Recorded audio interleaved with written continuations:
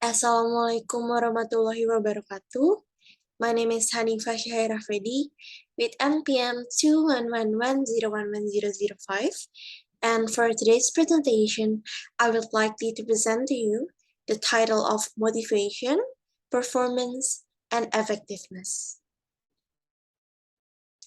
So, there are about 5 table of contents that I have in my presentation. The first is about the motivation itself. It is like the definition, the intrinsic motivation, and also the extrinsic one. And the second is effective performance management.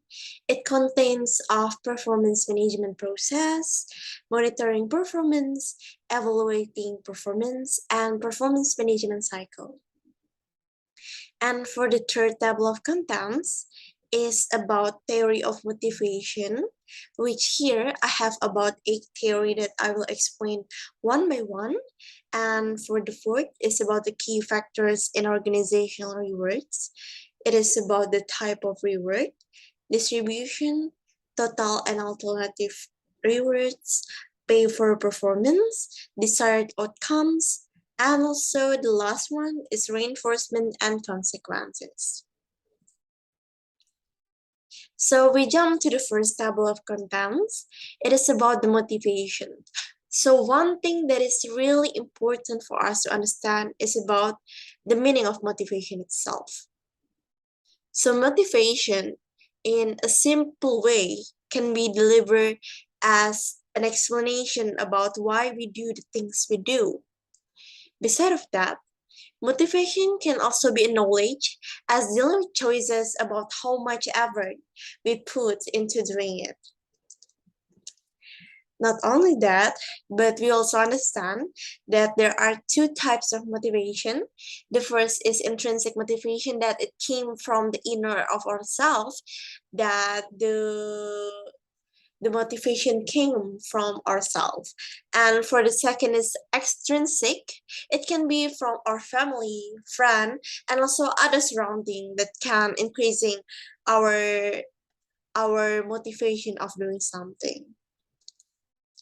So this is a theory of motivation. The first theory is 5 motivational approach, which here it can be divided into 5 different type of approach. The first is motive or needs. It is about the people intention that are motivated to change their behavior. And the second is achievement orientation. It means that individual tendency to give effort toward task accomplishment depends partly on the motivation.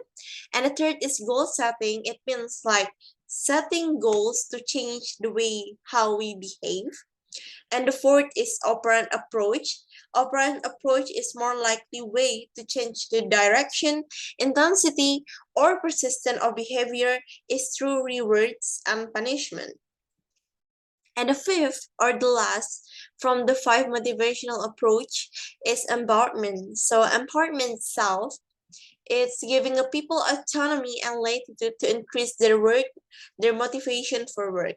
So autonomy itself, it means that the people can doing such self-managing, divining what is the best way that's suitable for them to doing that kind of work.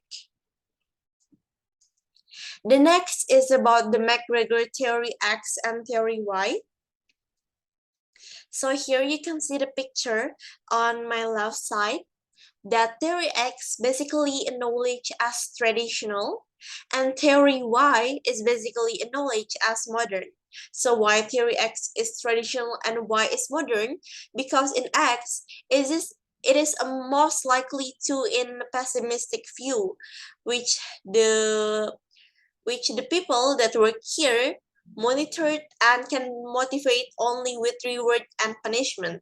And also it can also be considered as carrots and stick in a freaky way. And for the theory Y, it is a modern set of view because in a theory-wide employee and also the management is more likely to have self-engagement, more likely to be commit, more likely to be responsible and creative regarding the workplace. And the third is about the Maslow need hierarchy theory. So basically, Maslow is making a theory based on a prepotent hierarchy. So what is prepotent hierarchy? It means that if you achieve the lower of the part in this hierarchy and you satisfied of it, you will likely to move one up after that part. We can see at here that the psychological is the most basic need. So if the people can fulfill or been satisfied with their psychological, they will likely to move up to the safety. And if they are fulfilled enough with the safety, they will likely to move to the love, esteem, and self-actualization. And the fourth is about acquired need theory. So in the acquired need theory, there's something called an an of, and an pow. So an itself means as the motivation to gain achievement, and an of is the motivation of evaluation, or sometimes can be meant as affection. It can become from our family, it can become from our friends or other people. And pow, it means that the people are motivated to do something because they think by doing it they can gain a lot of power. So the next is about the self-determination theory. So self-determination theory is likely to explain that there are three needs influence our behavior, such as competence, autonomy, and relatedness. So for the competence itself, it can also define if the person is doing a great job in their certain workplace. And for the autonomy, it means that the person given the authority to make such a self-management regarding what the thing that they want to implement, and the regulation is based from their self. And for the relatedness, it can be likely mean that is the people involved a lot in this occasion or in this workplace. So we are back to the theory of six. It's about Herzberg motivation hygiene theory. So in the term of motivation, Herzberg is more likely to focus on employees. So hygiene factors, it is more like to determine what kind of thing that makes employee dissatisfied, and it was quite of opposite with the motivating factors, which in here they will likely to want to understand about what makes employees satisfied. So this is equity or justice theory. So equity theory is more likely explaining about how people strive for searching fairness and justice in social exchange. Beside of that, in equity or justice theory, it can be divided into three. The first is about the equity itself. It is more likely to explain about the people who is satisfied with what they face in their life. And for the negative inequity, it means that they are dissatisfied about their life. And positive, they are asking themselves, am, am, am I satisfied enough with what's happened? And for the age, it is more likely to explain about the expectancy theory. So it first came up with Everett. So after we found out with Everett, we were more likely to know about the expectancy. In here, we can take an example of the picture. It is more likely to explaining or questioning what are the chances of reaching my performance goal. And next, it go through instrumentality. They know about what are the chance of receiving various outcome if I achieve my performance goal. And the next is about the outcomes, and it can also be considered as balance. It is more likely to explain how much do I value the outcomes I will receive by achieving my performance of goals.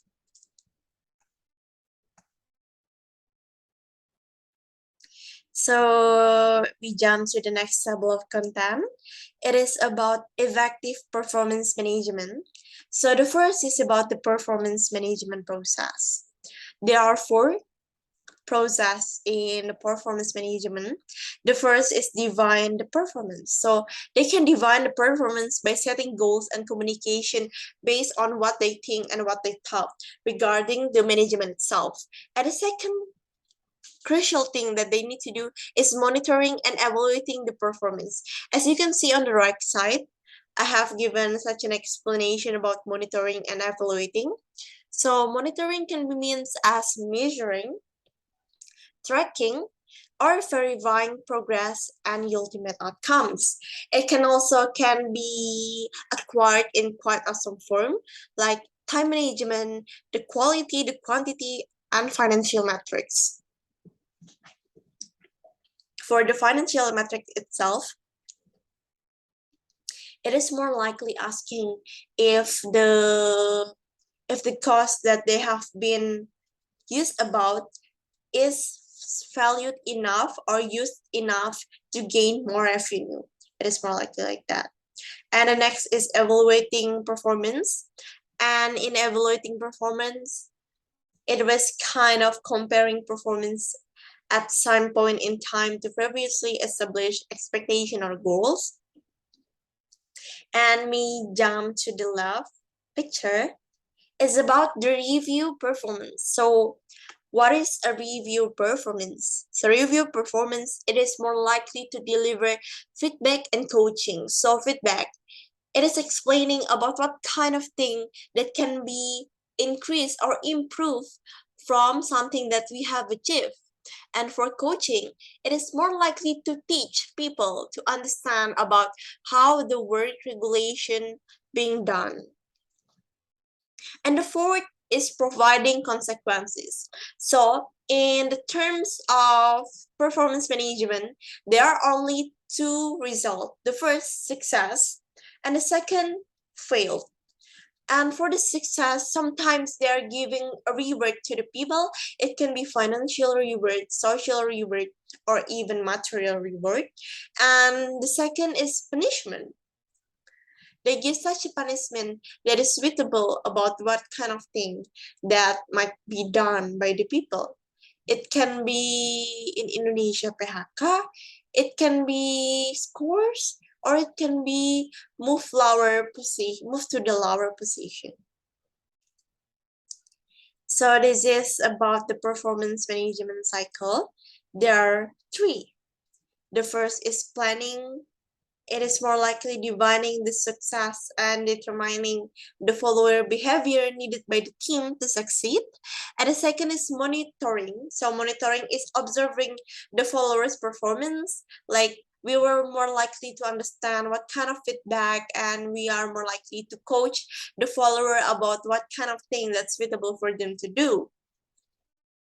And the third is evaluating. So what is evaluating? Evaluating itself can be mean as we are deciding if the things that we want to achieve is achieved enough or suitable with the goal that have been set in the planning stage. It's evaluating.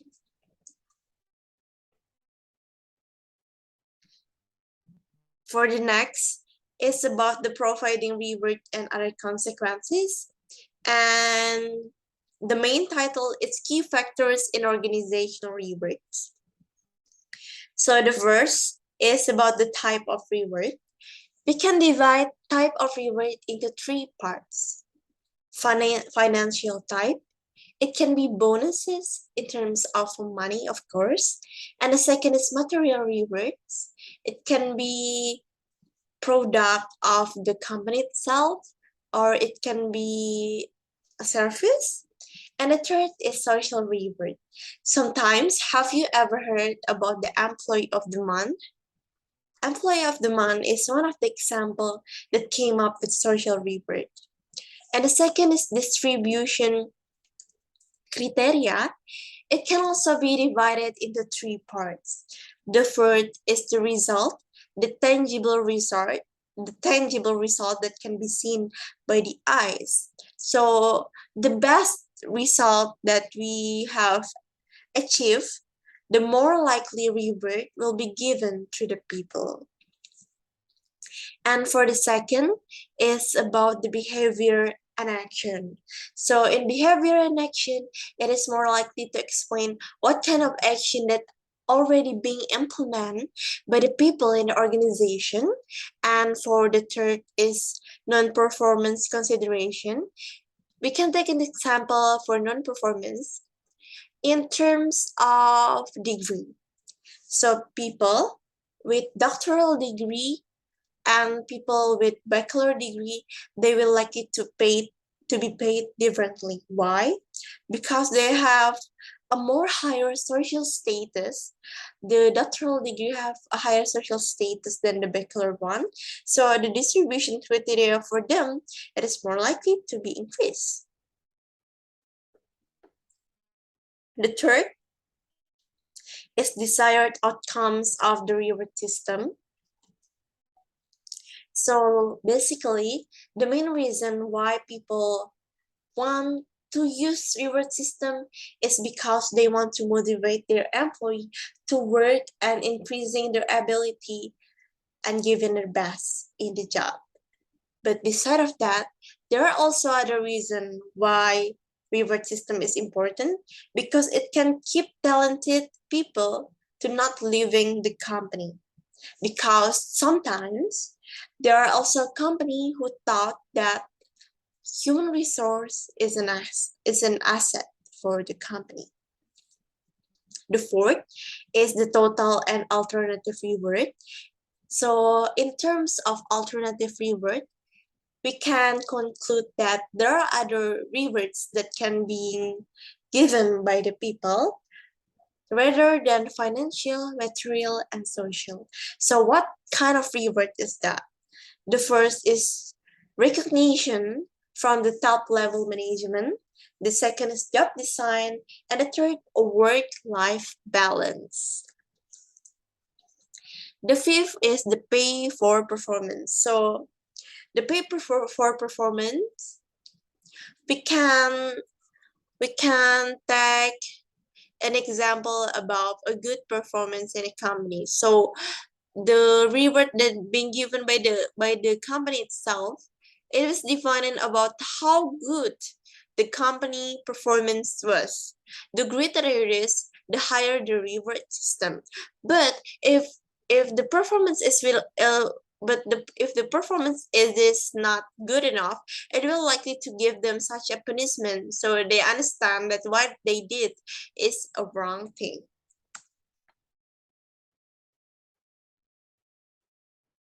And we are jumping to our last table of contents is about the reinforcement and consequence. So the first is love effect. In love effect, it can be divided into two: favorable behavior and favorable consequence and unfavorable consequence. So behavior behavior that achieve the favorable consequence, it is more likely to be repeated time by time. But if the result is unfavorable, it will likely to disappear from the workplace world. The second is about using reinforcement to condition behavior. So reinforcement can be mean as a situation where we want to strengthening our human resource itself. And also the third is contingent consequence. There are about four in here. The first is positive reinforcement. The second is negative reinforcement. The third punishment, and the fourth punishment response cause. That you can see that it is divided based on the nature of consequence and also divided by behavior consequence relationships.